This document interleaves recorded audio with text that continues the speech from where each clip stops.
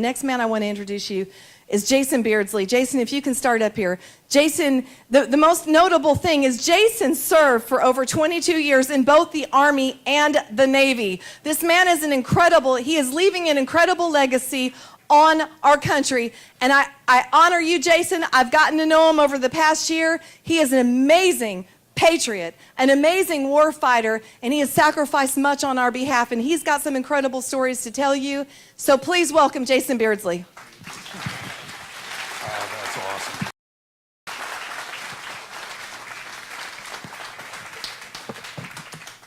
Isn't she incredible? Sean, these are heroes.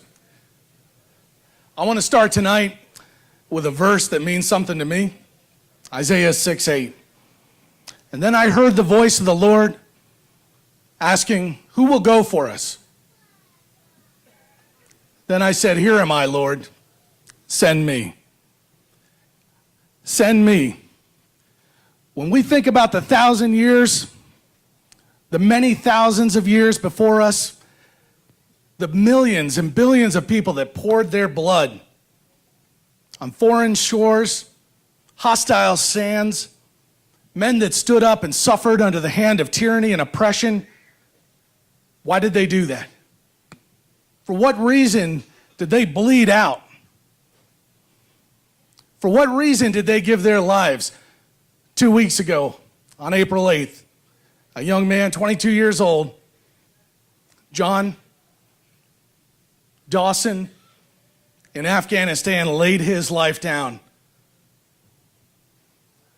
What was the reason they did it? It was for this republic. It was so that men and women like you and me could breathe the freedom, could breathe the free air without the hand of tyranny upon us. That's what they did it for, and that's why I'm here tonight. And I think, if I'm right, I think that's why you're here. I think you're here because of that liberty.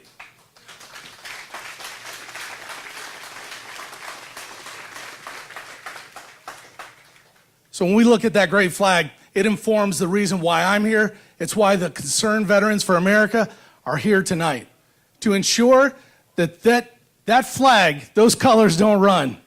They don't bleed. I'm going to tell you a little bit about me, but then I want to talk about why we're here tonight and what we're going to do about it. Because you're going to hear from great people. You're going to hear Madison Rising. But the real truth is, yeah, give it up. We're here because we believe in something. How did I get here? I was a veteran in the Navy. I went in. I wanted to do great things. I joined the Army after that because I wasn't done. Didn't get enough punishment in one service.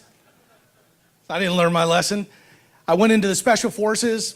Got to do all those fun things I dreamed about when I was your age. Jump out of planes, drive boats, cars. I found myself one day in a school environment, training environment for hostile detentions called SEER School, Survival, Escape, Resistance, and Evasion. And we were sitting there taking a briefing from the instructors who had gone through the period where we were starving, hadn't really eaten in a few days, were chased through the woods. And then we got a briefing about something that didn't quite make sense. We heard something about airplanes hitting the towers and the Pentagon being attacked. So we thought, well, that's got to be part of the scenario. Pretty soon we realized that wasn't part of any scenario. As the president took the podium, took the airwaves, and explained that our nation was now at war. And when we stopped and when we graduated that class, I turned around and I saw that flag standing there, and we knew we were on a war footing. Our whole life changed that day. So I got to serve in the conflict zones. I'm married, so oftentimes that meant leaving my wife, leaving my daughters behind to go do that which we swore an oath to do, to defend the Republic. I found myself one night on a raid in hostile territory, doing some clandestine work to assign a target and define whether that target was involved in killing and maiming our soldiers running through the city. And to do this, we anticipated the intelligence ahead of time. We thought we'd go in there to get better intelligence and put some equipment on the car, some fancy stuff that you dream about as a kid, little bugs and detection devices. But it was my partner and I, we were all alone. We went over the wall, and if you guys don't know Iraq, or if you haven't been there, for those of you who have served, they wall off their compounds as a security measure. So he and I went inside that compound. He's under the car, and I was pulling security on the door. Years of judgment, training, and a moral, ethical backbone get you through these things. When I looked inside that compound, helicopter flew overhead. People were woken up in the neighborhood. Dogs were barking. The enemy knew we were there. So we didn't have any time to react. My partner was under the car, and I stood there under night vision looking through that door, and I could tell that the man that we were looking for had awoken. He had an AK-47, and he was coming through the door towards our position. Now at this point, the thought occurred to me, we're probably not going to make it out of this one. And in that moment, without even knowing what was happening, my wife, my 3 daughters, who were waiting at home somewhere, probably praying that I'd be safe, I knew that might be the last time we'd ever talk to each other earlier in the evening. And it's a feeling of despondency. It happens pretty quick. You think to yourself, what do? There's no way out. And then, just as quickly, the next thought occurred to me. We planned to be there.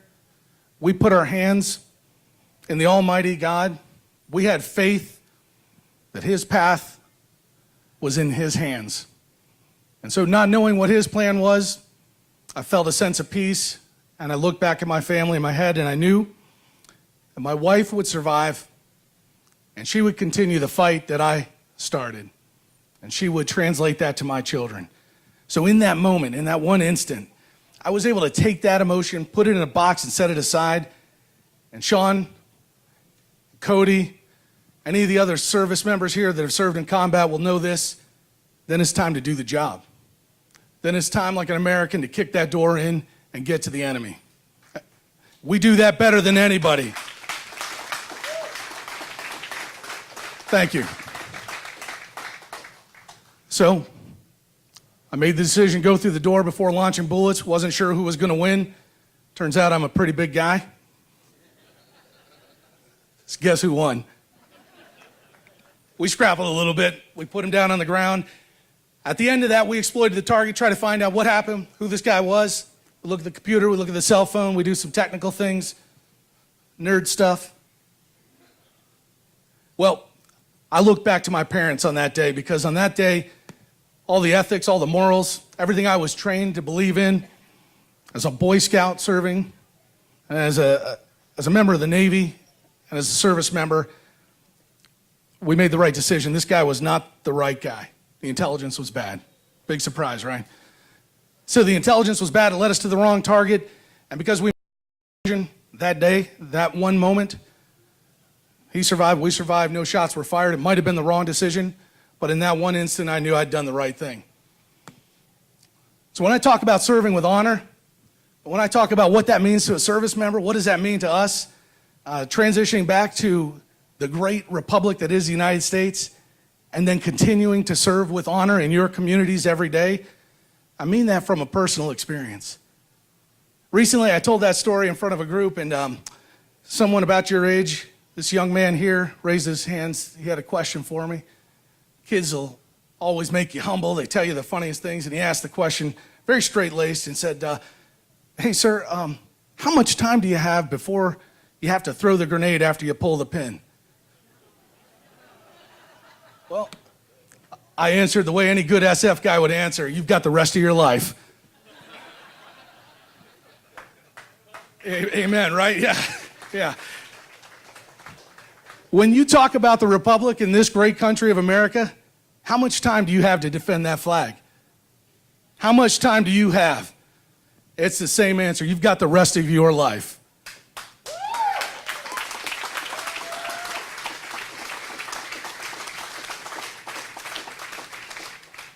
So I look back at those people that got us here. And I love what Ronald Reagan said in his Pondo Hoc speech. referencing a poem from Stephen Spender where he says, "The men, those who did die for us, while living, fought for life. And when they died, they left the vivid air signed with their honor." Those are the guys who preceded us. And then following upon them, like Lincoln says, it's always fitting and proper when we gather together to look back at the men and the women who carved this country out for us, our forefathers. Our founding fathers didn't come to this accidentally, didn't come to it casually. They came with purpose, they came with deliberation, they came with their hearts, with their entire energies, and they bled everything out in those documents. And tonight, every one of you, I didn't see everyone, but I saw most of you, made a pledge. And you made a pledge to that flag and for which it stands. Not for a democracy, not for tyranny, not for an autocracy or an oligarchy, not for some foreign form of government. You made a pledge to the republic. That's what you pledged. And how do we honor the republic? First, we've got to know what it is. We have to know what is the republic. Why are we a republic, not a democracy?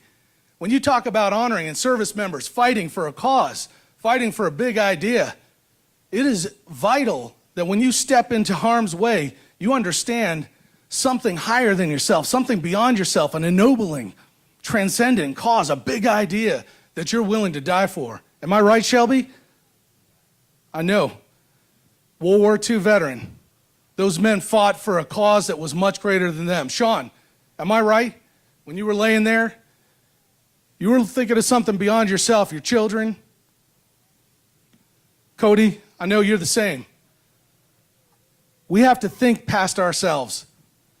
I recently had a young man, he works for me, he's a well-educated young man, terrific heart, and he asked me the question, what is the difference between a republic and a democracy?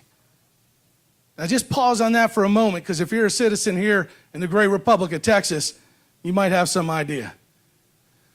The real point there is we can't afford not to pass that education on to our peers and to our brethren. We can't afford to fight wars not having any idea who we are. Because if we don't know who we are, we don't have that vital character, that essence of what makes us grand, what makes us great. For what reason do we go into harm's way? Thank you.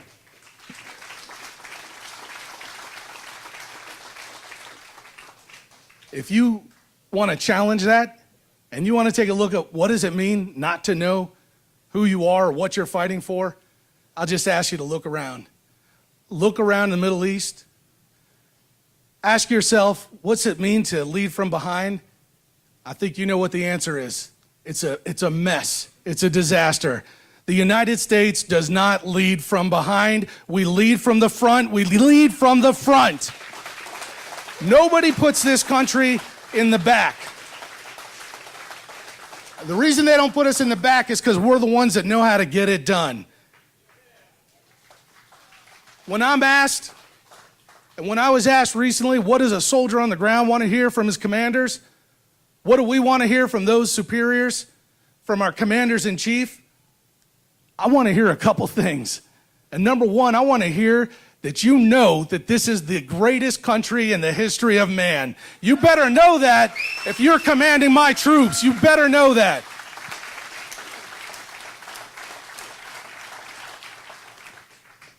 I also want to know that you know that we're fighting for a cause and for a purpose.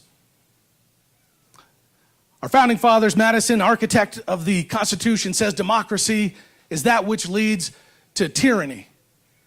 Democracy is the voice of the mass people, tyrannizing the minorities, mobocracy.